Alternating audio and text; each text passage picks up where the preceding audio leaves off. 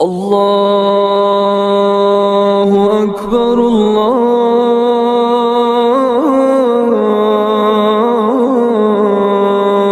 The recent passing of Ayatollah Ali Khamenei, the supreme leader of Iran, has sent shockwaves across the world.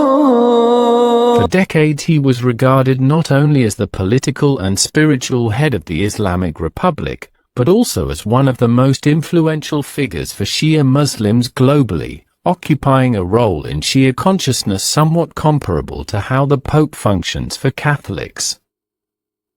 His death has stirred deep emotions among Muslims everywhere, Shia and Sunni alike, because it touches the core idea of the Ummah, the united community of believers, that Prophet Muhammad envisioned as the foundation of Islamic theology.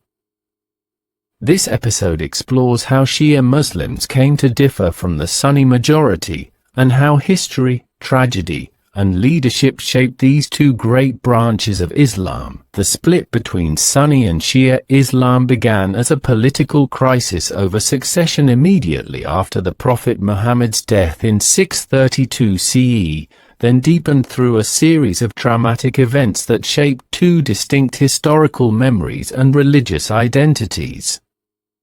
The core issue was leadership: who should guide the Muslim community, and on what basis? The Great Divide.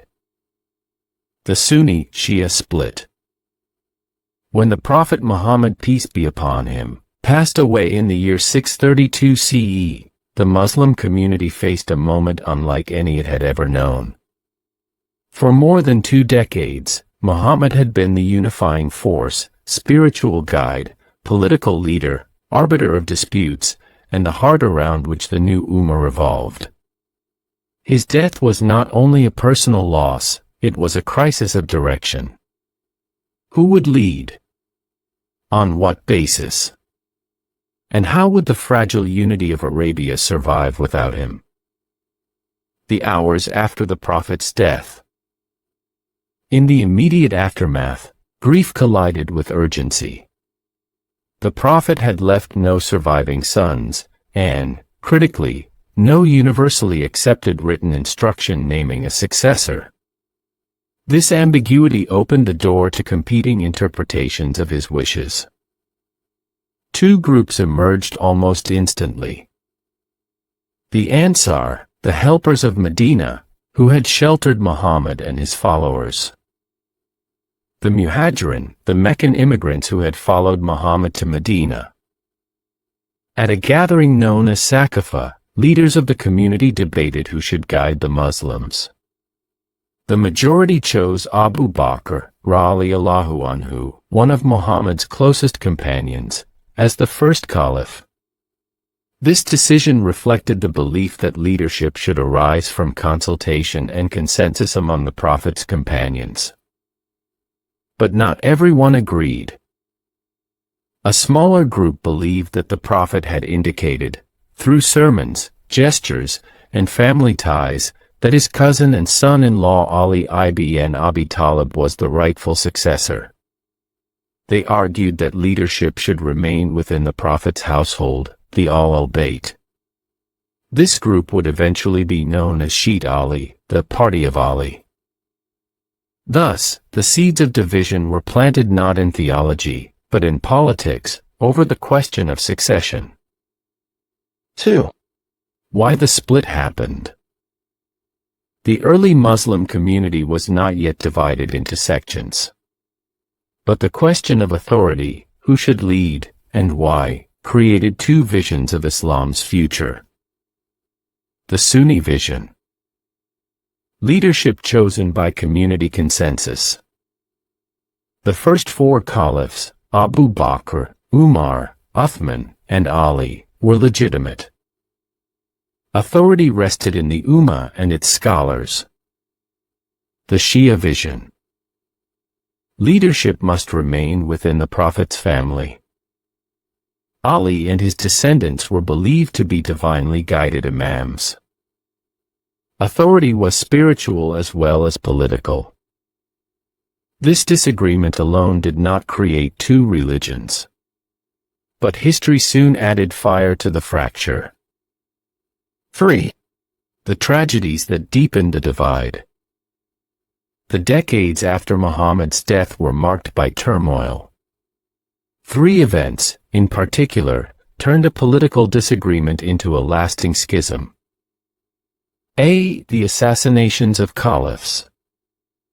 Umar, the second caliph, was assassinated. Uthman, the third caliph, was assassinated. Ali, the fourth caliph, and the figure at the center of the dispute, was assassinated in 661 CE. Each killing intensified factional loyalties and suspicions. B. The First Civil Wars, fitness.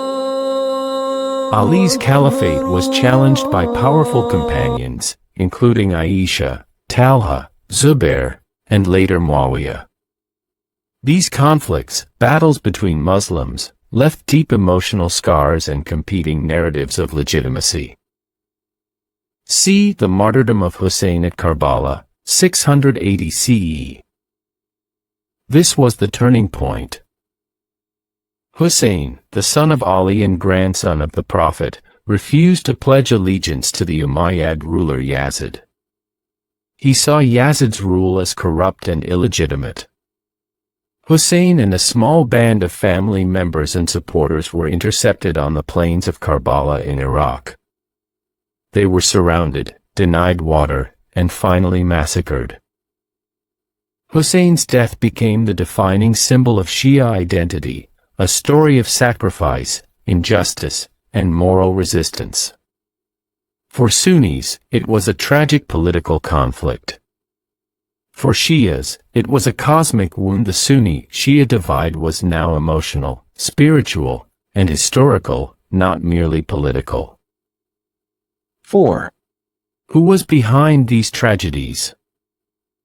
Historical sources vary, but several patterns are clear. Political elites of the early caliphate, especially during the Umayyad dynasty, played major roles in suppressing Ali's supporters. Rival companions and tribal factions contributed to the civil wars. Umayyad rulers, particularly Muawiyah and Yazid, are associated with the marginalization of the Prophet's family and the events leading to Karbala. It is important to emphasize, these were political struggles in a turbulent era of rapid expansion, tribal rivalries, and shifting loyalties. Modern Sunni and Shia communities do not bear responsibility for these early conflicts. 5. How the Shia organized themselves. After Karbala, the Shia community transformed from a political faction into a structured religious tradition. A. The doctrine of the imamate. Shias developed the belief that Ali and his descendants were imams, divinely guided leaders with spiritual authority. These imams preserved the Prophet's true teachings and served as moral exemplars. B. Centers of learning. Shia scholars established intellectual centers in Kufa, Qom, and later Najaf, developing distinct jurisprudence, theology, and philosophy. C. Rituals of remembrance. The annual mourning of Hussein during Ashura became central to Shia identity. These rituals reinforced solidarity, memory, and a sense of moral mission. D. Political movements and dynasties. Over centuries, Shia groups formed influential dynasties, such as the Buyids and Safavids, and political movements that institutionalized Shia Islam in regions like Iran and Iraq. 6. The long arc of history. The Sunni-Shia split began as a dispute over succession. It deepened through assassinations, civil wars, and the tragedy of Karbala. It solidified through theology, ritual, and collective memory. And it persists today not because of ancient hatred, but because history shapes identity.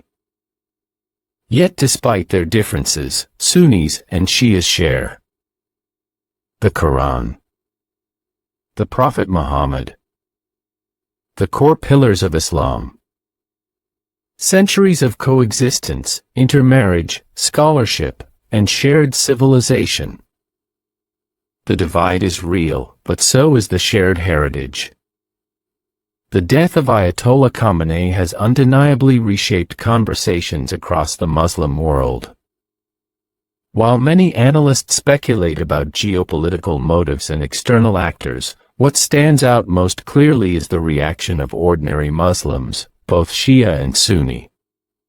Instead of widening the historical divide, the moment has stirred a shared sense of loss rooted in the idea of the Ummah, the unified community that Prophet Muhammad envisioned. In a time when political tensions often overshadow spiritual bonds, this unexpected convergence of sentiment raises an important question. Has the event, intentionally or not, produced an outcome opposite to what some may have anticipated? Has it narrowed a centuries-old gap rather than deepened it? These are questions worth exploring, not with certainty, but with humility and open dialogue. Viewers are invited to share their thoughts and reflections. This is TBK's Truth Frame, a space committed to preserving truths that cannot be erased.